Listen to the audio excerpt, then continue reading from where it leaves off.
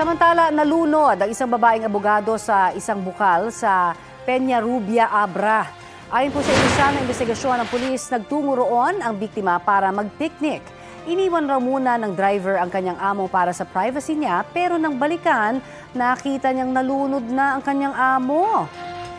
Sa Magsaysay, Occidental Mindoro naman, isang binatilyo ang natagpuang patay matapos lumangoy sa isang ilog.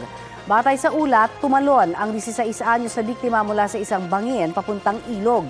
Hindi na raw nakaahon ang biktima. Dalawang naligo naman sa ilog sa Gandara, Samar ang patay rin matapos umunong malunod.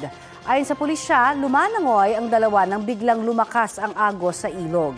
Sa mga magsuswimming, lalo na po ngayong mga panahon ng tag-init, narito po ang ilang paalala mula sa DOH para maiwasan ang pagkalunod.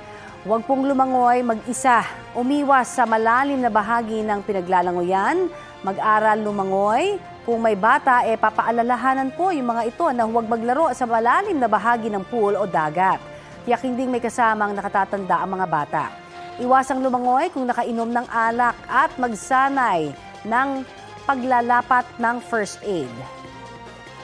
Kapuso, para sa mga maiinit na balita, mag-subscribe sa GMA Integrated News sa YouTube. Sa mga kapuso naman abroad, subaybayan nyo kami sa GMA Pinoy TV at sa www.gmanews.tv.